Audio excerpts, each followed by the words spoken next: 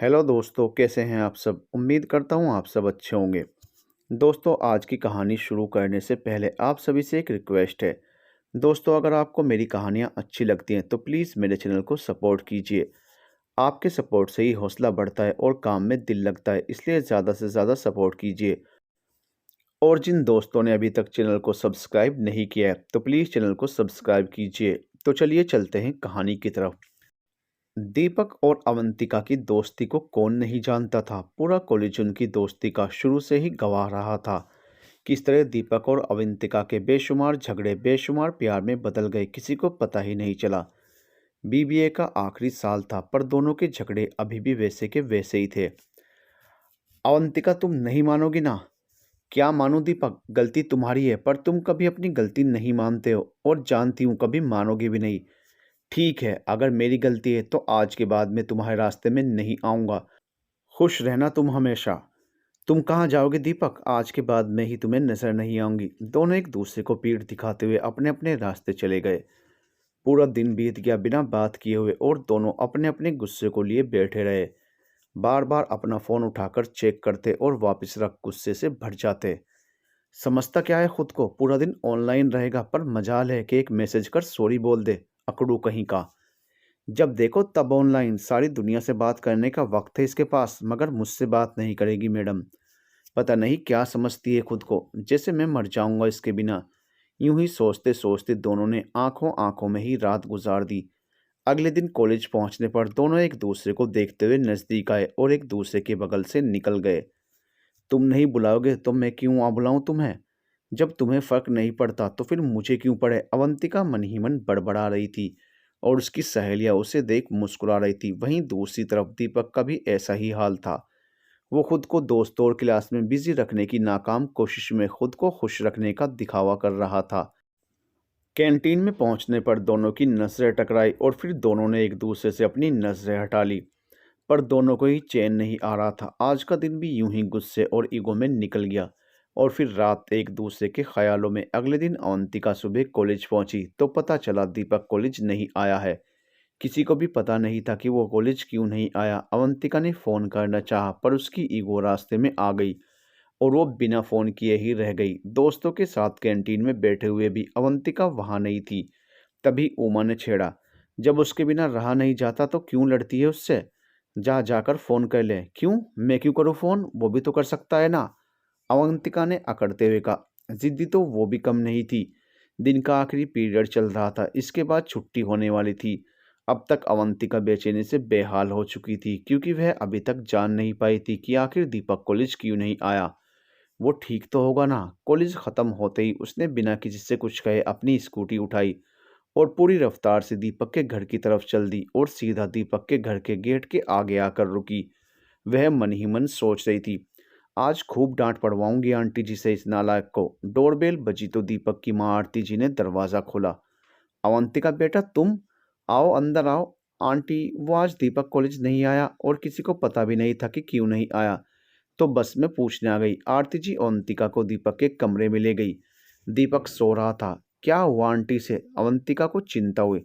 रात से तेज बुखार है, फिर सुबह कॉलेज जाने की जिद करने लगा पर नाश्ता करते हुए अचानक चक्कर आया और बस तभी मैंने इसे सुला दिया। पता नहीं क्या परेशानी है, 2 रातों से ठीक से सोया नहीं।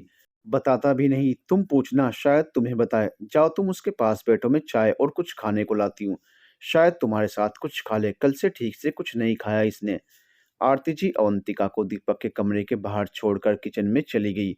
अवंतिका की आंखें भीग गई। वो धीरे धीरे कदम बढ़ाती हुई जैसे ही दीपक के पास आकर बैठी, दीपक की आंख खुल गई। उसने अवंतिका को अपने पास बैठे देखा।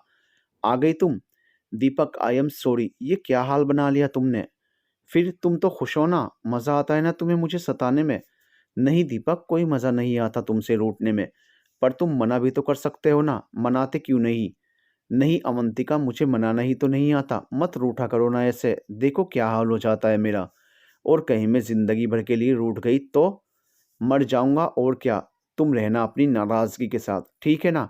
ओए पागल हो तुम, ऐसे कैसे मर जाओगे। ज़िंदगी भर तुम्हें सताने का कॉपीराइट सिर्फ मेरा है, समझे। और दोनों हंसने लगे। इतने में आरती जी दोनों के लिए चाय और नाश्ता ले आई। अवंतिका ने जाते हुए कहा, आंटी कल तक इसे अच्छा करके कॉलेज भेज दीजिएगा। इसके बिना पूरा कॉलेज सुनसान हो जाता है। पागल कहीं का। ओए मोटू, जल्दी ठीक होकर सुबह कॉलेज में मिलना, समझे? अच्छा छिपकली, जा अब सोने दे मुझे। अब अवंतिका को थोड़ा आराम था। उसकी नाराज़गी दूर जो हो गई थी और दीपक की तबीयत में भी सुधार था। अवंतिका जो मिलकर गई थी, उस रात दोनों को चैन की नींद आई। अगले दिन कॉलेज में दोनों एक साथ आते हुए नजर आए और सब समझ गए कि दोनों में वापस दोस्ती हो गई है। इसी तरह अवंतिका और दीपक की शैतानियां, खट्टी मीठी नोक-झोंक पूरे कॉलेज में एक रौनक सी बनाए रखती थी। कॉलेज के नोटिस बोर्ड पर आज एक नोटिस लगा देखा। कॉलेज के हाफ ईयरली फंक्शन के लिए थीम बेस्ड नाटक की तैयारी के लिए ऑडिशन रखा गया था। शाम 4 बजे सभी को ऑडिटोरियम में बुलाया गया था। दीपक, अवंतिका और उसके दोस्तों ने तय किया कि इस ऑडिशन में सब लोग शामिल होंगे। शाम के 4 बजे सभी लोग ऑडिटोरियम के बाहर मिले। रूम में cultural activity incharge Manoj sir और शकुंतला मैम एक एक कर सबका ऑडिशन ले रहे थे। अवंतिका ने भी ऑडिशन दिया। दीपक और अन्य साथियों का भी ऑडिशन हुआ। 2 दिन बाद ऑडिशन का रिजल्ट आया, जिसमें करीब 24 लोग सेलेक्ट हुए। उनमें अवंतिका, दीपक और उनके 2 साथियों का भी नाम था। 7 दिन बाद प्ले की रिहर्सल शुरू हो गई। सभी को उनके किरदार के बारे में बता दिया गया था। दीपक ज़रूरत से ज़्यादा स्मार्ट था। अपने किरदार को बखूबी निभाने के साथ साथ वो बाकी सब किरदारों को भी गाइड करने लगा।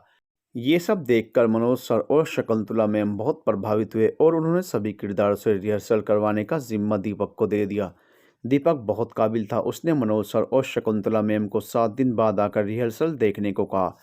ठीक 1 महीने बाद शो स्टेज पर होना था और शहर के नामी लोगों को बतौर जज इनविटेशन दिया गया था।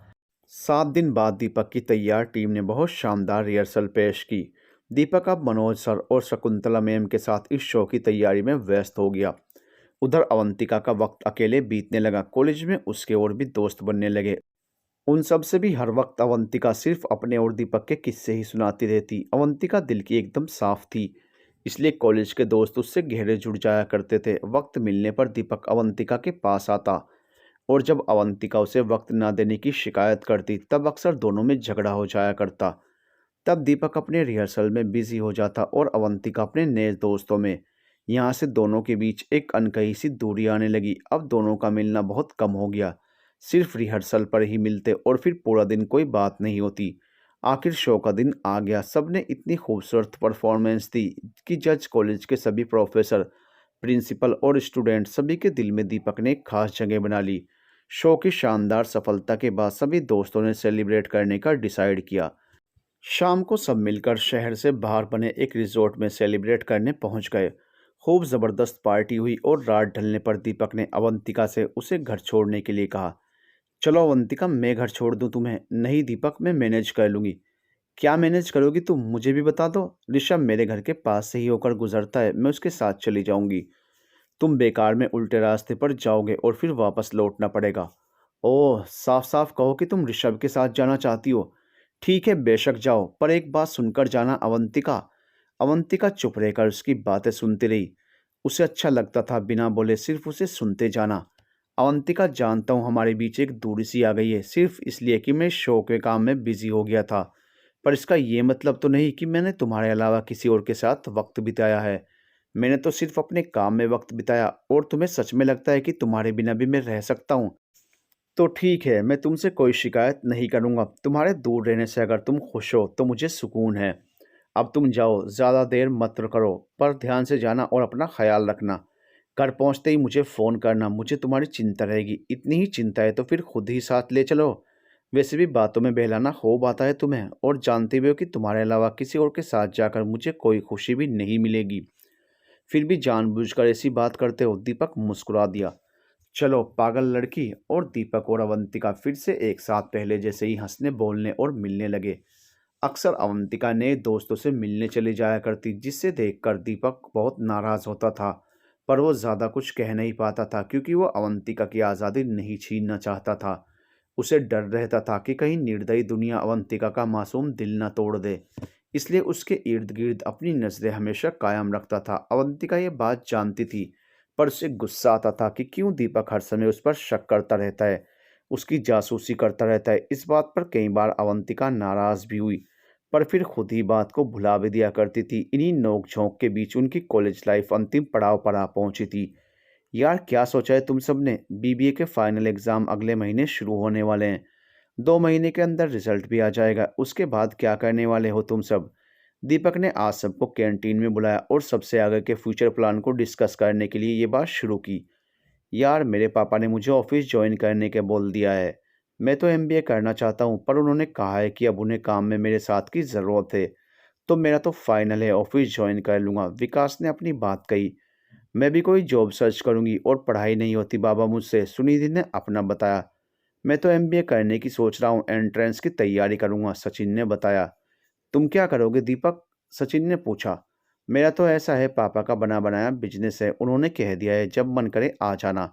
पर मेरा इरादा कुछ अलग है, मुझे कुछ अपने दम पर करना है, इसलिए फ़िलहाल यहीं पर एमबीए करूँगा। दीप्ति, तुम क्या करने वाली हो? दीपक ने अपनी बात कहकर दीप्ति से सवाल किया।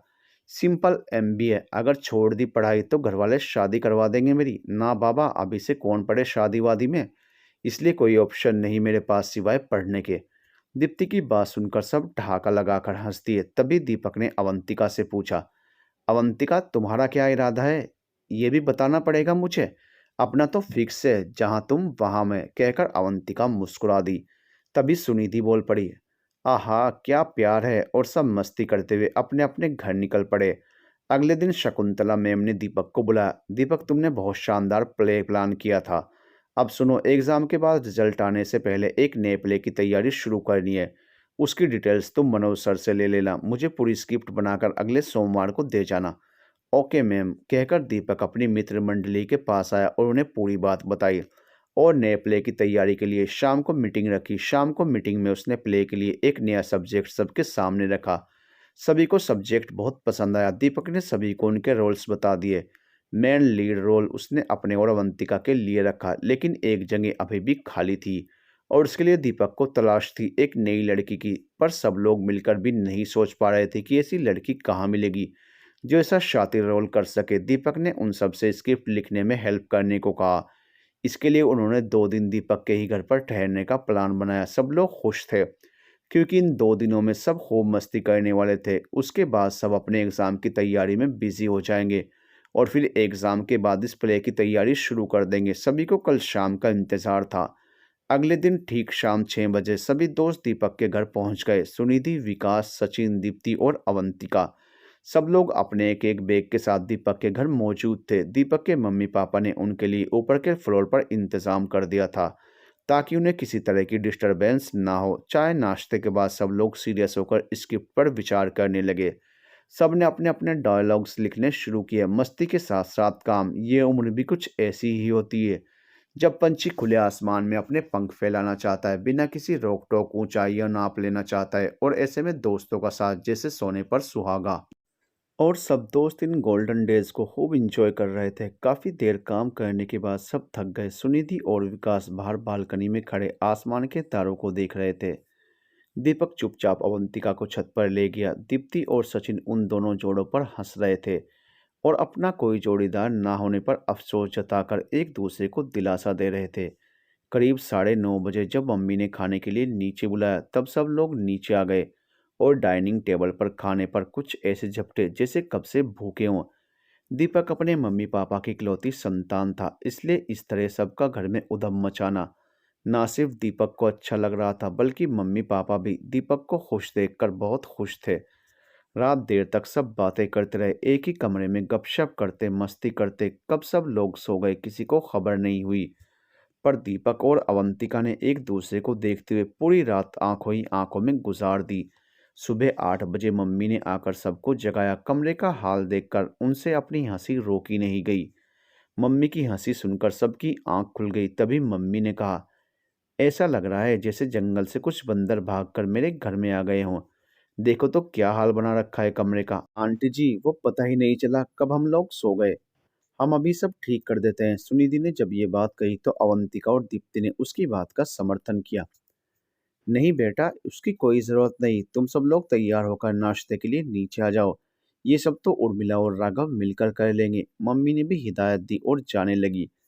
तभी सुनिधि आगे आई और पीछे से मम्मी के गले में बाहें डालती हुई बोली, आंटी, मैंने कभी अपनी माँ का प्यार नहीं देखा, पर आपको देखकर लगता है वो आप जैसी ही होंगी। कहते हुए सुनिधि की आंखें नम हो गई। तभी दीपक आगे बढ़ा। अरे ओ सुनिधि मैडम, मेरी माँ को इमोशनल मत करना, ये तुम्हें यहीं रख लेंगी, फिर मेरा क्या होगा? कहते हुए दीपक ने रोनी सी शक्ल बना ली। तभी माँ ने एक चपत लगाई दीपक के, फिर प्यार से सुनिधि को गले लगाया और कहा, माँ सिर्फ माँ होती है बेटा, तुम्हारी हो या दीपक की, आज से तुम मुझे माँ ही बोलना, ठीक है? मुझे भी एक बेटी मिल जाएगी, मेरे जीवन की भी एक कमी पूरी हो जाएगी, मतलब अब से ये मेरी बहन बन गई। उफ! दीपक के ये कहते ही सभी ठहाका लगाकर हंस दिए।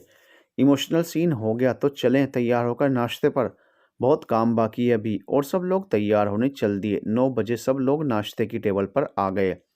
दीपक के माता पिता खुले और आज़ाद विचारों के थे, इसलिए उन्हें इस सब बातों से कोई आपत्ति नहीं थी।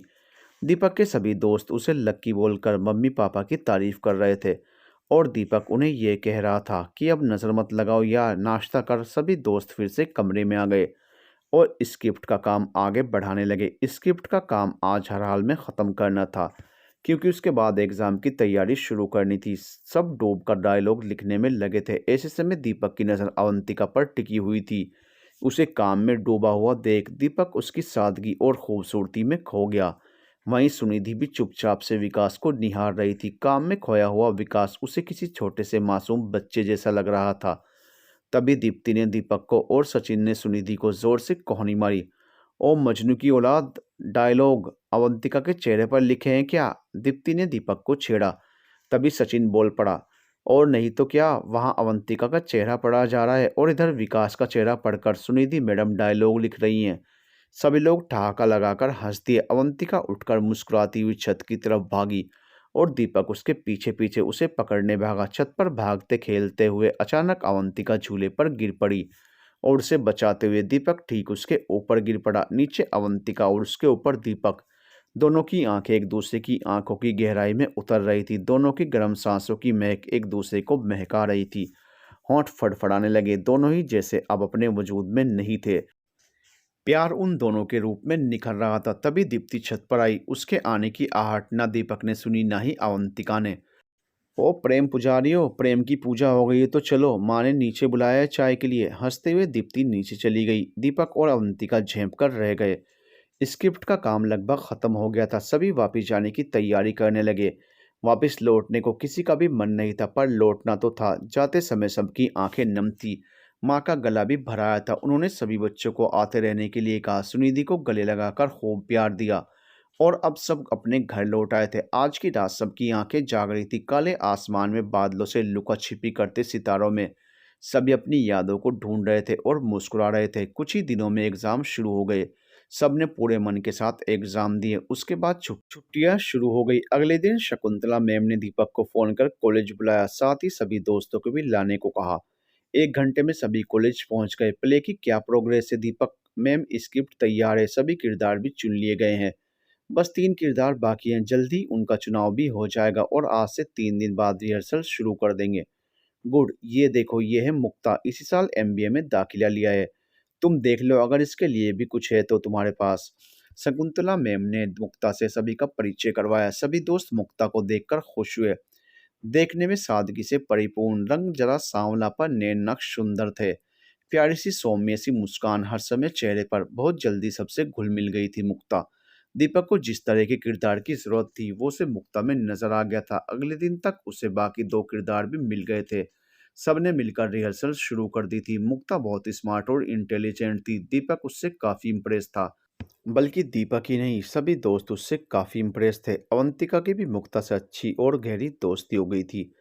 लगभग सभी के दिल में घर बना लिया था उसने। अवंतिका अपने मन की हर बात बड़ी आसानी से मुक्ता से कर लिया करती। मुक्ता भी बड़े अपनेपन से उसकी बातों में दिलचस्पी लिया करती। उसके मीठे बोल सब पर जैसे जादू सा कर गए थे। मुक्ता अब कई जगह दीपक को एडवाइस भी देने लगी कि उसे यहाँ क्या बदलाव लाना चाहिए, जिस पर भले कोई सहमत हो या ना हो, पर दीपक जरूर अपनी सहमति दिखाता और उसकी बात मान भी लिया करता। ये सब देख सभी मित्र सोच में पड़ जाते कि आखिर दीपक मुक्ता को इतनी अहमियत क्यों दे रहा है। ये बात अब धीरे धीरे अवंतिका को भी अखरने लगी थी। दीपक ने सभी दोस्तों की मीटिंग बुलाई और सबके सामने एक नई बात रखी। दोस्तों, अभी तक हम ये प्ले एक साथ कर रहे थे। मैंने सोचा है कि हम 2 टीम बना लें। पहले 4 सीन अवंतिका और तुम तैयार करवाओ और बाद के 4 सीन मुक्ता तैयार करवाएगी। इस तरह हम थोड़ा जल्दी भी कर पाएंगे। मुक्ता ने तुरंत हामी भर दी। मैं तैयार हूँ। सभी दोस्त मुक्ता की ओर देखने लगे। किसी को भी समझ नहीं आ रहा था कि दीपक ने ऐसा फैसला कैसे ले लिया। तभी अवंतिका ने कहा, नहीं दीपक, ये मुमकिन नहीं है। हम सब एक साथ सारे सीन तैयार करेंगे, अलग अलग नहीं। मुझे ये तरीका पसंद नहीं आया। दीपक ने अवंतिका को समझाने की कोशिश की, कहीं बहस बढ़ न जाए, इसलिए अवंतिका मान गई। पर दिल से उसने इस बात को स्वीकार नहीं किया। धीरे धीरे अब सब कुछ वैसा होने लगा जैसे जैसे मुक्ता कहती जाती। ये बात सभी को अखर रही थी, क्योंकि दीपक अब सारे काम सिर्फ मुक्ता की सलाह से करने लगा था। और ये बात अवंतिका को सबसे ज़्यादा अखर रही थी। इस बारे में वो अक्सर दीप्ति से बात किया करती। देख और समझ तो दीप्ति भी रही थी, पर फिर भी वो अवंतिका को समझाने की कोशिश करती। छोड़ ना अवंतिका, एक प्ले की ही तो बात है, हो जाने दे, बाद में सब ठीक हो जाएगा। क्या तुझे सच में लगता है दीप्ति कि सब ठीक हो जाएगा? तभी दीपक वहां आ गया। क्या गुफ्तगू चल रही है, जरा हम भी सुने। कुछ नहीं दीपक, हम बस प्ले की ही बात कर रहे थे, दीप्ति ने बताया। अवंतिका चुपचाप दीपक के चेहरे की ओर देख रही थी। प्ले? हाँ, मुक्ता बहुत मेहनत कर रही है। इस बार प्ले बहुत शानदार होगा, देखना, दीपक ने खुश होते हुए बताया। और बाकी सब मेहनत नहीं कर रहे दीपक? अवंतिका ने सवाल किया। क्या अवंतिका, तुम भी? सभी मेहनत कर रहे हैं, मैंने कब मना किया? पर तुमने सिर्फ मुक्ता का ही नाम लिया ना, तो तुम परेशान हो गई इतनी सी बात से। वाह अवंतिका, कितना छोटा सोचती हो तुम भी। अच्छा, अब मेरी सोच भी छोटी हो गई। अवंतिका तुम। इतने में दीपक को मुक्ता ने आवाज़ दी और दीपक अवंतिका को देखकर चुपचाप वहां से चला गया। वहीं अवंतिका अपनी नम आंखें लिए कॉलेज से निकल गई। अवंतिका का अब कहीं मन नहीं लगता था। वो हमेशा कहीं खोई खोई सी रहती, न किसी से बात करती और न रिहर्सल में उसका मन लग रहा था। वहीं दीपक की दी हुई जिम्मेदारी भी उसे अब बोझ लगने लगी थी। शाम को रिहर्सल करते हुए भी अवंतिका अचानक कहीं खो गई। दीपक ने जब अवंतिका को आवाज़ दी तो वह आवाज़ सुन ही नहीं पाई। 3-4 बार आवाज़ देने के बाद दीपक अवंतिका के पास गया। अवंतिका, ध्यान कहाँ है तुम्हारा? कब से आवाज़ दे रहा हूँ। अवंतिका ने अचानक चौंक कर दीपक की ओर देखा। क्या बात है दीपक? क्या मतलब क्या बात है? प्ले में मन नहीं लग रहा तुम्हारा? तुम्हें पता है ना ये प्ले कितना इम्पोर्टेंट है हम सब के लिए। अगर मन नहीं लग रहा तो बोल दो मुझे, फिर मैं। कहते कहते दीपक रुक गया। दीपक की आवाज़ इतनी ऊंची थी कि सब लोगों का ध्यान दीपक की तरफ हो गया। ऐसे में अवंतिका खुद को बहुत अपमानित महसूस करने लगी। वो बिना कुछ बोले नम आंखें लिए वहां से चली गई। तभी विकास वहां आया। क्या बात है दीपक, अवंतिका पर इतनी नाराजगी क्यों? अरे पता नहीं आजकल कहाँ खोई रहती है। प्ले के दिन नज़दीक आ रहे हैं, अभी तक हमारे सीन रेडी नहीं है, इसे समझ क्यों नहीं आता? रोज कोई ना कोई तमाशा है इसके साथ तो। दीपक, तुम्हारा लहजा आज अवंतिका के साथ सही नहीं था। सुनिधि ने अपनी बात कही तो सभी ने उससे सहमति जताई। मुक्ता शांत थी, उसने कुछ नहीं कहा। तभी दीपक ने सबसे कहा, अब रिहर्सल करनी है या इसी तमाशे को आगे बढ़ाना है? दीपक के गुस्से से सभी वाकिफ थे, इसलिए सभी चुपचाप रिहर्सल में लग गए। पर किसी का मन नहीं लग रहा था। खुद दीपक का भी मन परेशान था। वो समझ नहीं पा रहा था कि आखिर अवंतिका को हो क्या गया है। रात होने को थी। दीपक, विकास, सुनिधि, दीप्ति, सचिन और मुक्ता के साथ अपनी गाड़ी में निकला। सभी का मूड अपसेट देखकर मुक्ता ने दीपक से कहा, चलो दीपक, आज सब लोग बीच पर चलते हैं, मौसम भी कितना अच्छा है, सभी का मूड अच्छा हो जाएगा। सुनिधि और दीप्ति उसे हैरानी से देखने लगे, मगर दीपक ने मना कर दिया कि उसका मन नहीं है। तभी मुक्ता ने समझाया, मैं जानती हूँ दीपक, किसी का मन नहीं होगा, पर सुनो, इस तरह सब उदास रहेंगे तो क्या मिलेगा? न किसी का रिहर्सल में मन लगेगा और न ही अवंतिका का मूड अच्छा करने का कोई तरीका मिलेगा। चलो सब लोग बीच पर, वहाँ सब लोगों को अच्छा लगेगा और फिर अवंतिका को वापस लाने के बारे में सोचेंगे। दीपक लगातार इनकार कर रहा था, पर मुक्ता भी उसे मनाने में कोई कसर नहीं छोड़ रही थी। उन दोनों के इस नाटक को चारों दोस्त देख रहे थे। आखिर दीपक ने मुक्ता की बात मान ली और सब लोग बीच की तरफ चल दिए। बीच पर पहुंचकर दीप्ति ने एक प्लान बनाया। उसने सुनिधि और विकास को अकेले टहलने के लिए भेज दिया। फिर सचिन को मुक्ता के साथ बिजी होने का इशारा किया और खुद दीपक के साथ दूसरी तरफ निकल गई। लहरों के किनारे किनारे टहलते हुए जब नरम नमी से भरी गुदगुदाती हुई रेत पांव को छूती तो एक सुकून का एहसास दीपक के मन को शांत करने लगा। जानती हो दीप्ति, अवंतिका को इस तरह रेत पर चलना बहुत पसंद है। इसके लिए वो कुछ भी कर सकती है। दीपक को अवंतिका की याद आने लगी। और मेरे हाथ में हाथ डालकर वो पूरी रात यूं ही चल सकती है। तुम्हें पता है दीपक, इन सबसे ज्यादा उसे क्या पसंद है? क्या? तुम। जानता हूँ, पर मुक्ता के आ जाने से अचानक वो इतनी बदल क्यों गई है, ये नहीं समझ पा रहा हूँ मैं। मुक्ता एक अच्छी लड़की है, भावुक है, मेहनती है, अच्छी दोस्त भी है। तुम सबसे तो उसे कभी कोई प्रॉब्लम नहीं हुई, फिर आखिर मुक्ता से क्यों? देखो दीपक, हम सब पुराने दोस्त हैं और एक दूसरे को गहराई से जानते हैं और समझते हैं, इसलिए हम एक दूसरे से किसी भी बात से डरते नहीं। पर मुक्ता से डर लगता है अवंतिका को। डर? कैसा डर दीप्ति? मुक्ता से डर? ये बात मेरी समझ के बाहर है। हाँ दीपक, डर, असुरक्षा। अवंतिका प्यार करती है तुमसे और मुक्ता अभी अभी आई है, और उसके आने से तुम कहीं ना कहीं अवंतिका से कुछ दूर भी हुए हो। वजह जो भी हो, पर उसके मन में डर बैठ गया है कि मुक्ता के होते कहीं वो तुम्हें खो ना दे। इस डर की वजह से वो बहुत ज़्यादा बेचैन है। हो सके तो उसके साथ वक्त गुजारो, spend some quality time together and see the difference in her. शायद तुम सही कह रही हो दीप्ति। थैंक्स यार, तुमने मुझे एकदम सही सलाह दी, कहकर दीपक मुस्कुरा दिया। तभी मुक्ता ने आवाज दी। मुक्ता के आते ही दीपक ने उसे भी थैंक्स कहा। किस बात के लिए थैंक्स दीपक? न तुम यहाँ आने का आइडिया देती, न मुझे अवंतिका को मनाने का आइडिया मिलता, इसलिए थैंक्स, कहकर दीपक मुस्कुरा दिया।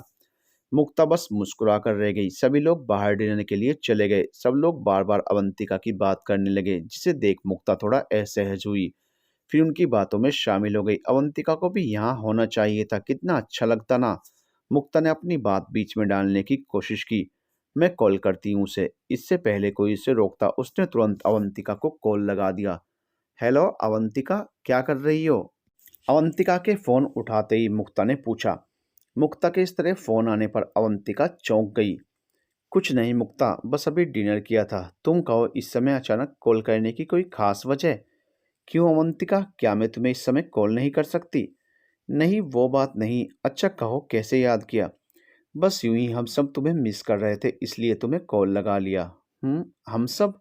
मतलब? अरे हाँ, वो दीपक हम सबको बीच पर लेकर आया है और अभी वहाँ से निकलकर हम सब डिनर करने आए हैं।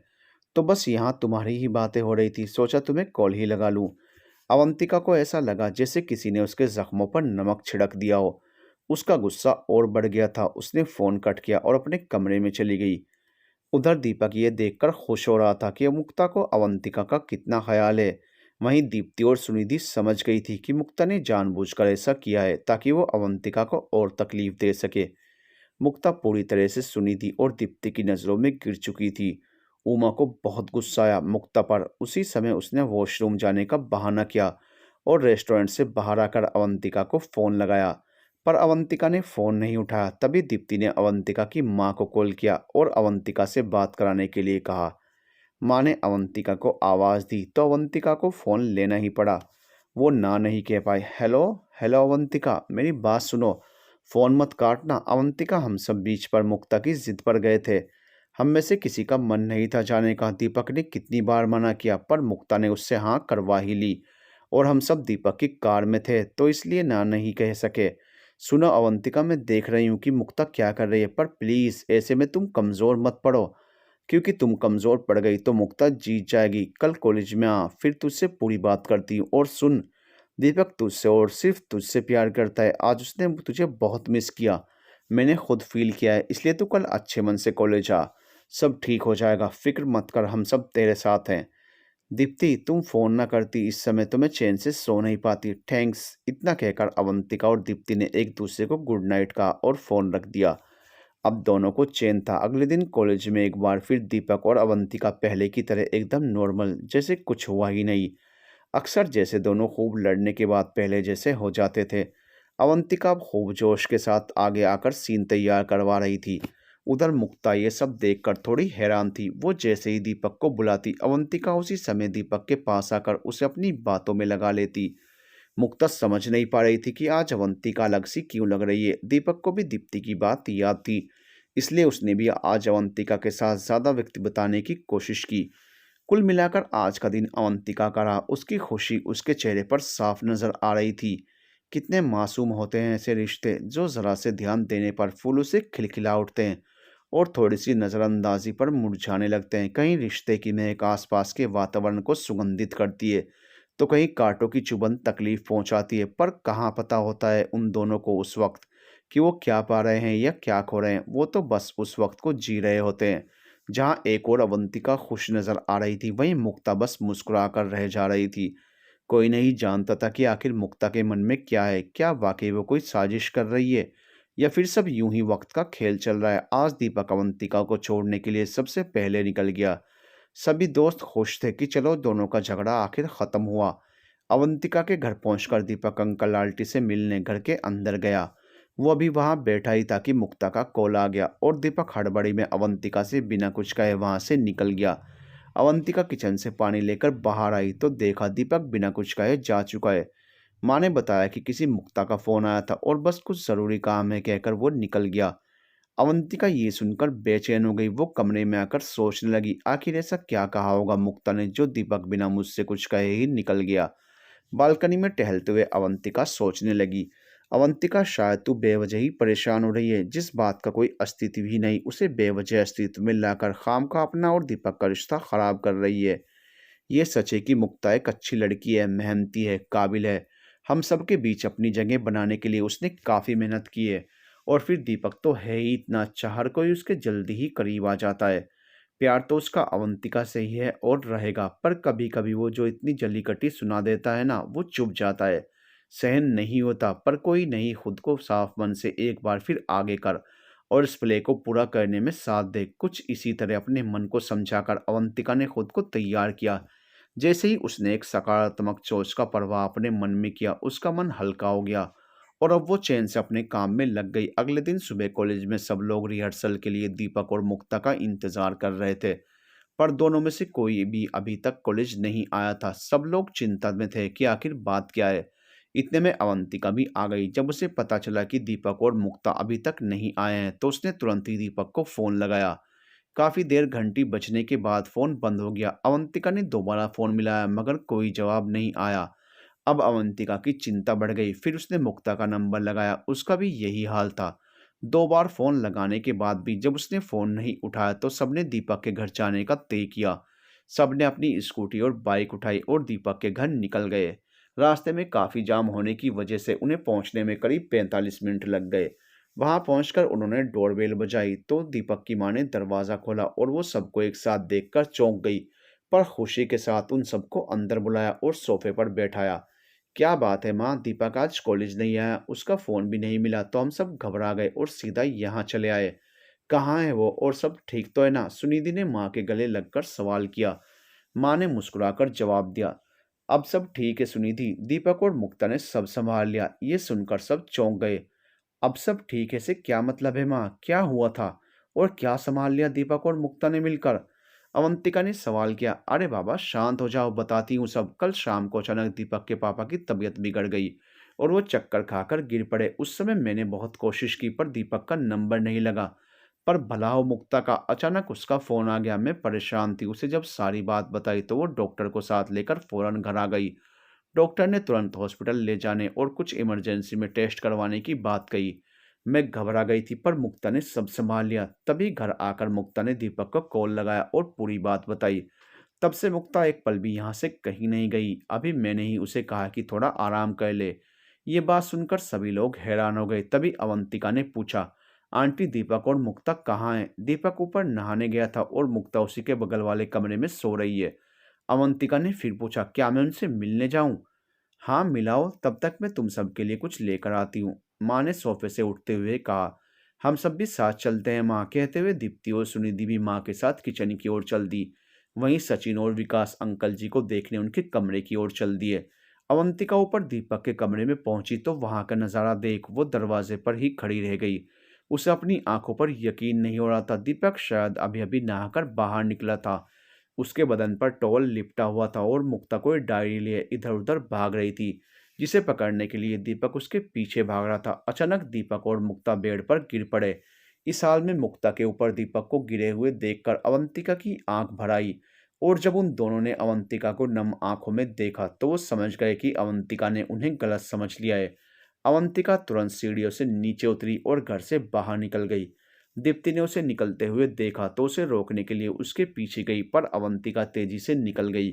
दीप्ति उसे रोक नहीं पाई। दीपक अवंतिका को आवाज देकर रोकना चाहता था। वो उठा और बाहर तक आया, पर तब तक अवंतिका जा चुकी थी। वह उतरा हुआ चेहरा लेकर कमरे के दरवाजे तक आया।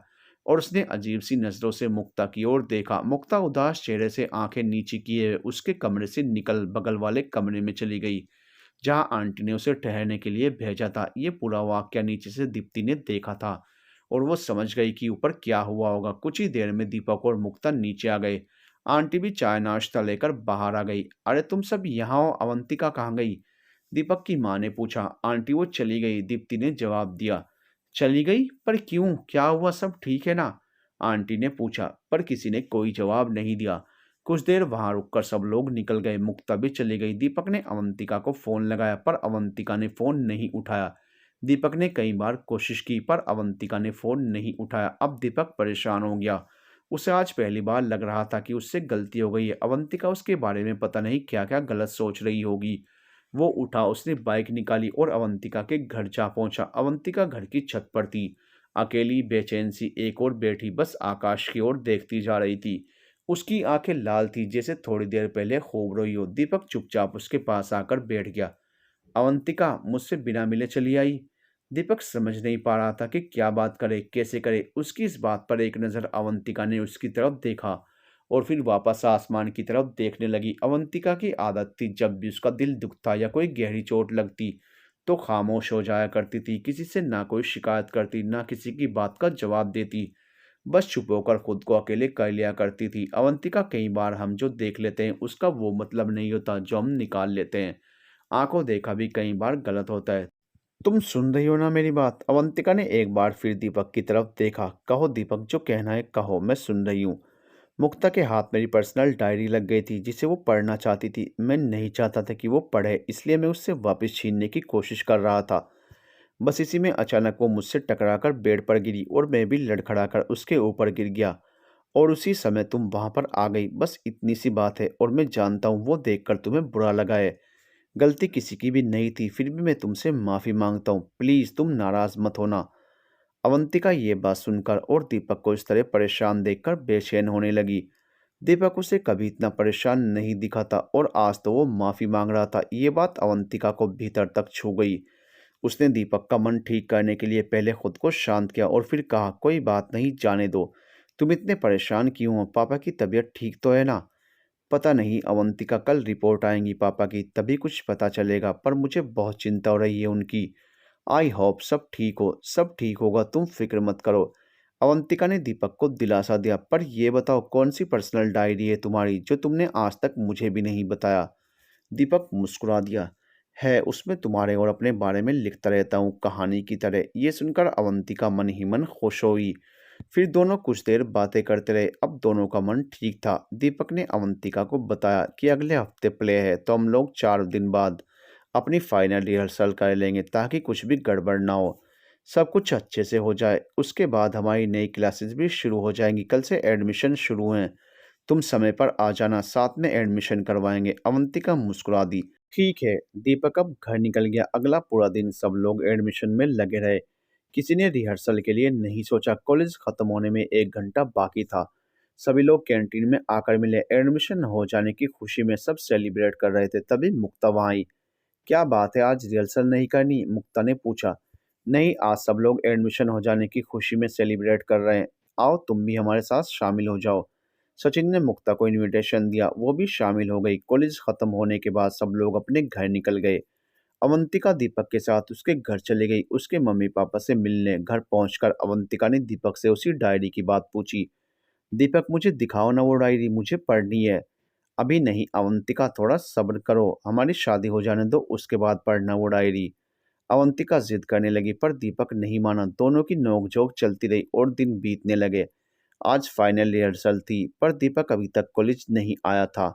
आज के दिन उसके न आने पर सब लोग चिंतित थे। तभी मुक्ता ने कहा, शायद किसी ज़रूरी काम में फंस गया होगा। एक काम करते हैं, हम लोग रिहर्सल शुरू करते हैं। दीपक के सारे सीन मुझे याद है, मैं परफॉर्म कर दूंगी। तब तक शायद दीपक आ ही जाए। अब समय बहुत कम है हमारे पास। सभी लोग मान गए और रिहर्सल शुरू कर दी। आधी रिहर्सल हो चुकी थी, सभी ने ब्रेक लिया।